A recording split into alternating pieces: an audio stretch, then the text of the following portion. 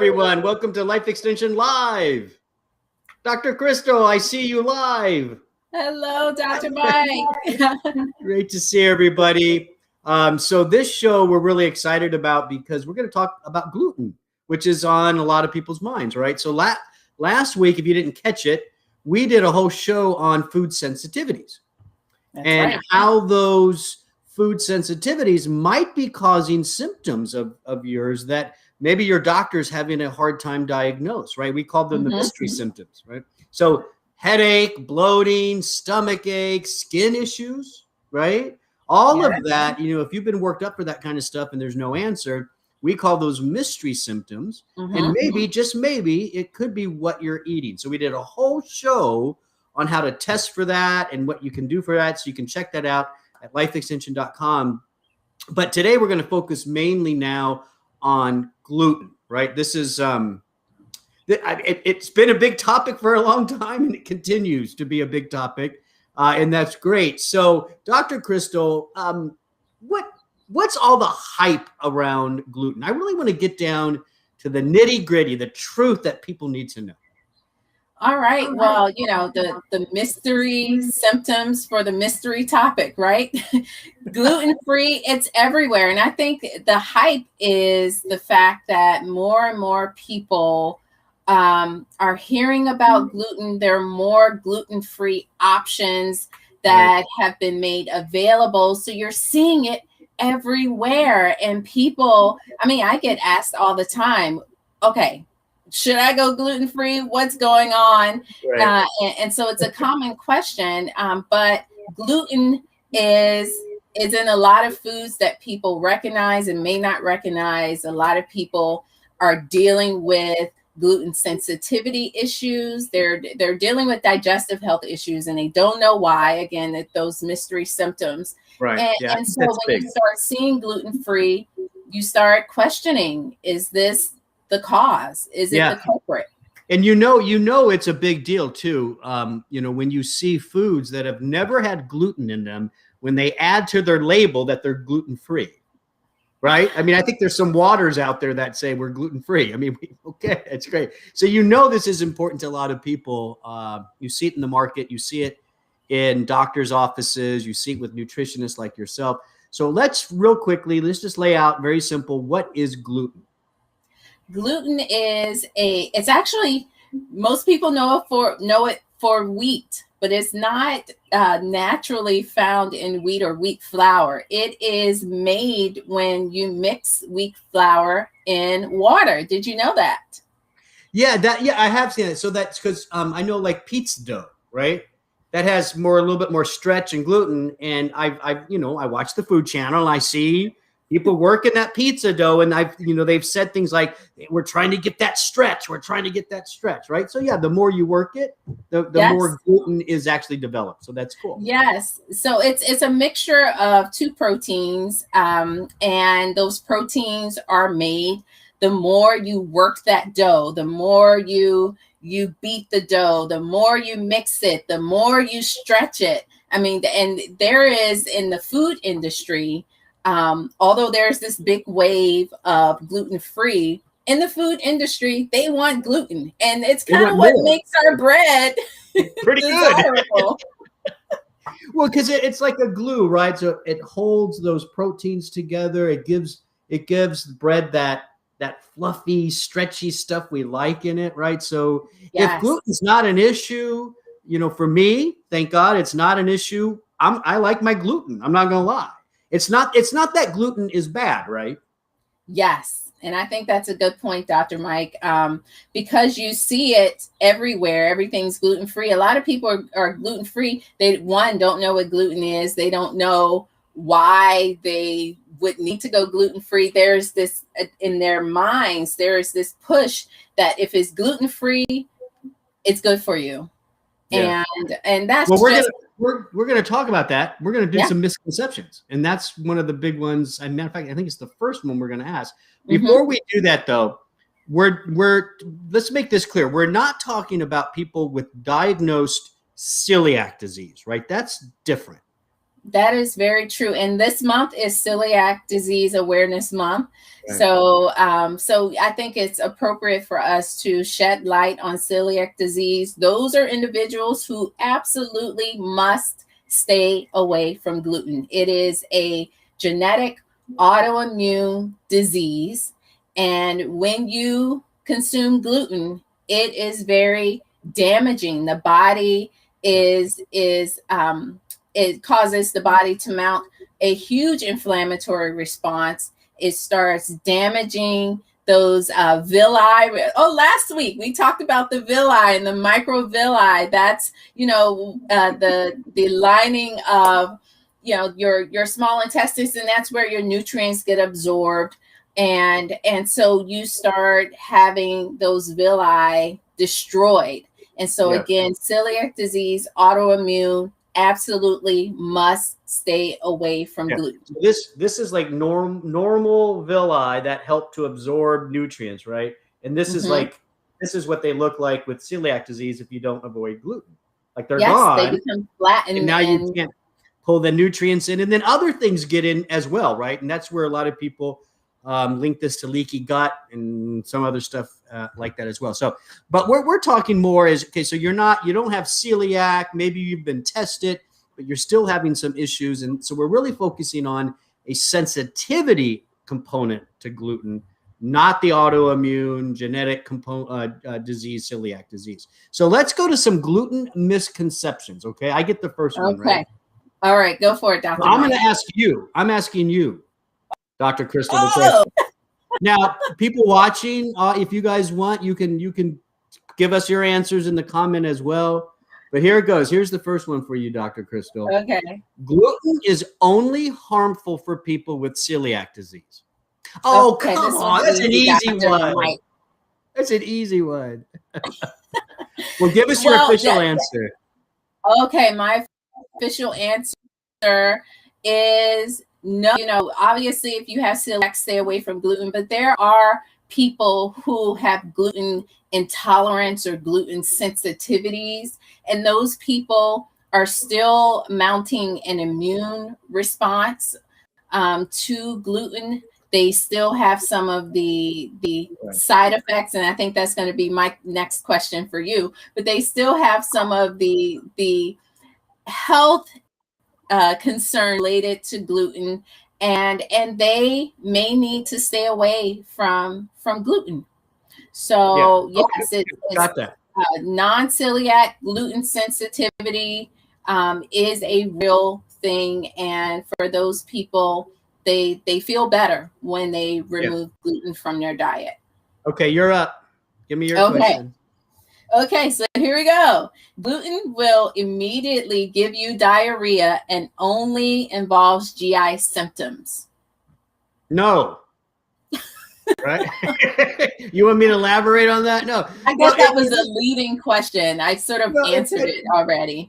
Well, we talked about mystery symptoms, right? So gluten sensitivity falls into that same category as other food sensitivity issues for people. It can be GI stuff. It can be an irritable bowel syndrome type thing. It could be diarrhea, but it could be skin issues, just feeling bloated. Yeah, I think we have a chart, a diagram that, Robson, if you can put that up for us for some of those symptoms. And this is celiac, but this could also apply to non-celiac as well. Yep. So there you see it, right? So there are things outside the GI tract that could be related to a gluten sensitivity. And for some of you, this might be the mystery symptoms we talked about last week, right? Yes. Now, I did read... Go ahead. I would like to add, I did read that bloating seems to be a very prominent symptom that people experience. Over, I think, 85% of people do experience bloating. So that's a big one. Yeah.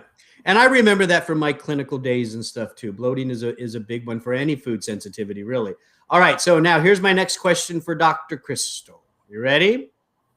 Bring it on, Dr. You're gonna have fun with this one. Just because it's gluten-free, it's healthy. Let me tell you. Oh, Not she got true. that hair back. She's ready to go. A very common misconception because everyone's gravitating towards gluten-free, but I'm the fiber queen, and your gluten-free options, sometimes you're not getting the fiber, and although you can get some fiber, so for example, rice is often used as a substitute, corn as well, so you can get some fiber, but that it's not the same as having those whole grains and getting fiber from whole grains. Also, gluten-free foods can still be full of sugar, full of sodium, full of fat, and oftentimes they are not fortified. So now you may be missing out on some vital vitamins or minerals as well. I saw in the grocery store, I can't say exactly what it is or the brand because I'll get in trouble, but there's a very popular kids snack, sugary one that always has been gluten-free, and they have gluten-free on the label. It is definitely not a healthy snack. So just a thought. All right, here we go. You get number, what are we on? Number 4. We are number 4. Okay, Dr. Mike. I can't eat wheatgrass because I can't have gluten. I do know that. Well, you're the nutritionist. My guess is that you can eat wheatgrass because it's the part of the wheat. Yeah, it's the sprouted leaf part or something. Yes, you can eat wheatgrass. Did I get that right? Yes. Oh, wow. I'm impressed, Dr. Mike. Thank you. Have to tell you that, yes, it does not contain gluten. Okay. Well, I think the reason I remember that, is because you taught me that a while back ago. We were having wheatgrass shots or something, and it came up. I don't remember. Anyways, okay. So, yeah, wheatgrass is okay. Now, here's Dr. Crystal's. Oats are naturally gluten-free and are not a problem. Okay, so not true. Oats, well, maybe I should clarify. Oats are gluten-free naturally. Right. So However, should be okay. It should be that way, but they're often processed in plants that also process foods with gluten. So you can't guarantee. With oats, you still want to look on that label and make sure that the manufacturer has specified that it's gluten-free. Yeah. Wow. Now this next one, I know this was yours, but we talked about this because I think we have a nice chart. You showed me the chart before. It's all the different things that have gluten and don't. And so so the question is basically, wheat is the only source of gluten. No. Right? And yeah, so there's a chart, right? But wasn't that chart you were showing me? Robson, can you put up the one with the colored food sources? Yeah. Yes. Tell us about all this. Chart. So what you're seeing are, I guess if we cut to the middle part, you will see foods to avoid. So wheat, barley, rye, they all will, contain gluten when mixed with water. and then what you see down at the bottom, which I always like to highlight, are processed foods that may contain wheat, barley, or rye. So French fries, you would think, okay, that's a potato. No. Really? I guess it's how they process it or something. Now, if it's how they process it. So we're looking at more of the frozen fries that, they're already kind of Yeah, obviously if you do your own potato and cut it, that would be the best thing to do. Yeah. Exactly. Okay. Hot dogs, brown rice syrup, candy, chips, potatoes, hot dogs. Gluten is often used in the meat substitutes. Like, people who are vegan or vegetarian and they're wanting. It kind of makes sense though, right? Because gluten kind of can hold things together, right? So that's exactly. Maybe that helps a vegetarian hamburger stick and look more like a hamburger. Yes, imitation fish. So these are things where you don't necessarily wheat. Imitation fish. Yes, a lot of those have modified wheat starch. as an ingredient. Yeah, I guess that's, Because I it's just would have never bulky. thought that. I guess, yeah, but that's true. Yeah. All right. So there you go. There's a lot of potential, at least, sources of gluten. And often it's how we process the food, It right? is how we process the food. So, I have to give it to some of the manufacturers where they're putting gluten free on things that may not normally contain gluten, because now I we see see that a now. lot of, Yeah. a lot of foods That may makes sense. be Yeah. That makes sense contaminated now. or Uh, containing. that now is something I understand. So yes, that makes more sense. Knowing how they Mhm. manufacture things could add gluten. Here's the last question, because we want to move on. All of my digestive issues will go away if I eliminate gluten. No, I It just know doesn't work like people. that. Yeah, it just doesn't work that way. Maybe your issue relates to digestive enzymes that you need. Maybe you're lactose intolerant, or maybe you have a food sensitivity to something else. Something Maybe you're else. Yeah. reacting to some other protein. We talked about those other mystery symptoms or other foods that you could be reacting to. So it may not be gluten. Yeah. So what are we going to do about all this? Number one, I think you brought up a good point before, Dr. Crystal. If you think gluten is an issue for you, the first thing is you might want to make sure you don't have celiac, because what's the percent? 85. 85 to 90% of people with celiac remain undiagnosed. Yeah. So there's a lot of people walking around out there who should not be eating gluten at all, who are maybe even a little bit, and they're having problems. So if you have some of these mystery symptoms, number one, make sure we're not dealing with celiac disease. And let's confirm, many people, when they have these mystery GI symptoms, Dr. Crystal, more and more they get diagnosed with irritable bowel syndrome. That's becoming Yes. kind of like an umbrella diagnosis for just about anything wrong with your GI tract. So if you have IBS and it's hard to treat, let's just make sure you're not one of the 90% of the people with undiagnosed celiac disease. Now, tell us then a little bit. Obviously, if I am sensitive to gluten, I don't have celiac, I am sensitive. Best thing for me, right? Gluten-free diet. I mean, that's, Try it out. yeah. Try the gluten-free diet. See how you feel. If you feel better, gluten's the culprit. Yeah. It's really just that simple. There are sensitivity tests that you can take.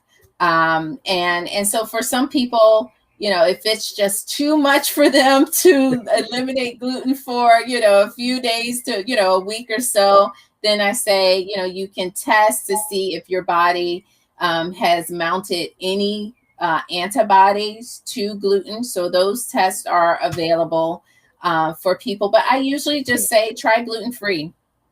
Try There's gluten free. Yeah, that Try can gluten be tough. free. That can be tough, but if you're feeling bad, maybe it's worth the shot.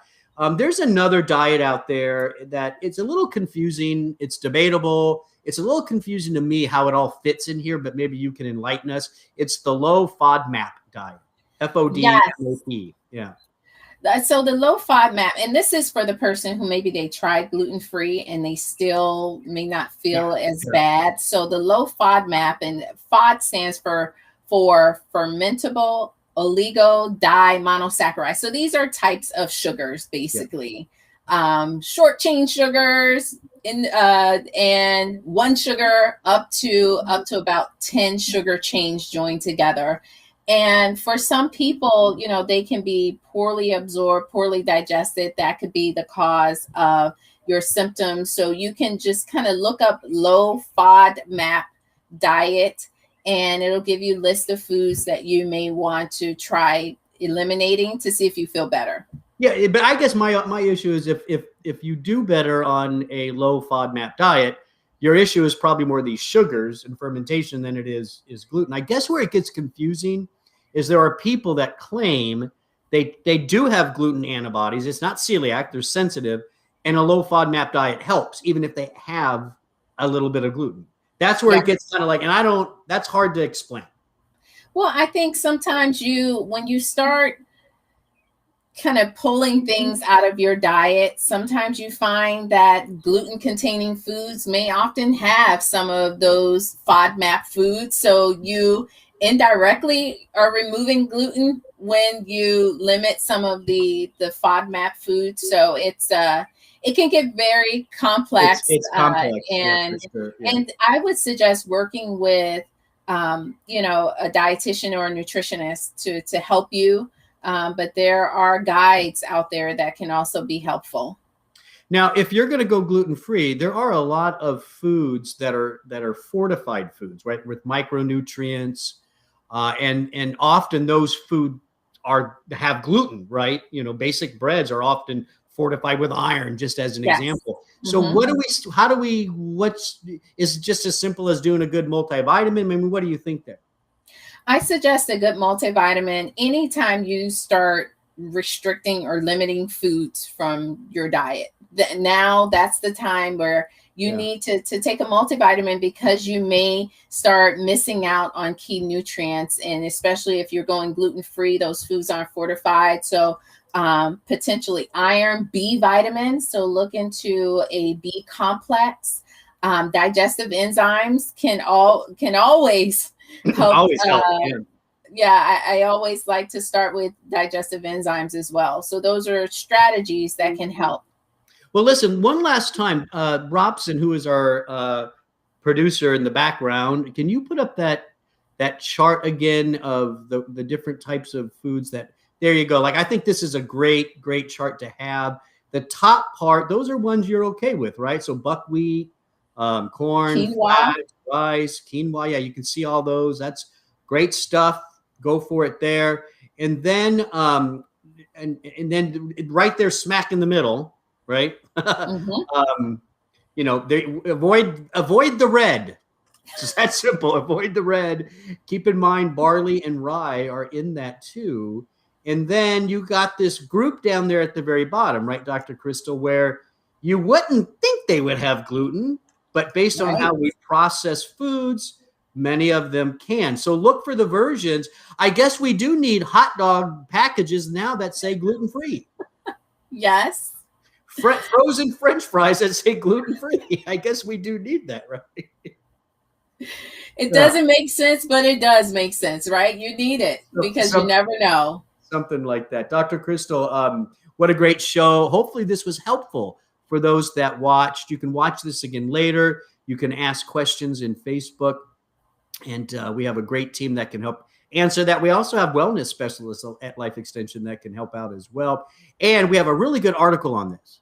Go check out lifeextension.com/gluten. A wonderful article that kind of goes over everything we did, but you can take your time with it, right? Yes. Read it, think about it, ask some questions. Lifeextension.com/gluten. Dr. Crystal, thanks for joining me today. Thank you, Dr. Mike. It was fun. And for everybody that was watching, thanks. And listen, remember, every Wednesday we go live. So we want to see you back here. All right. Take care. Bye.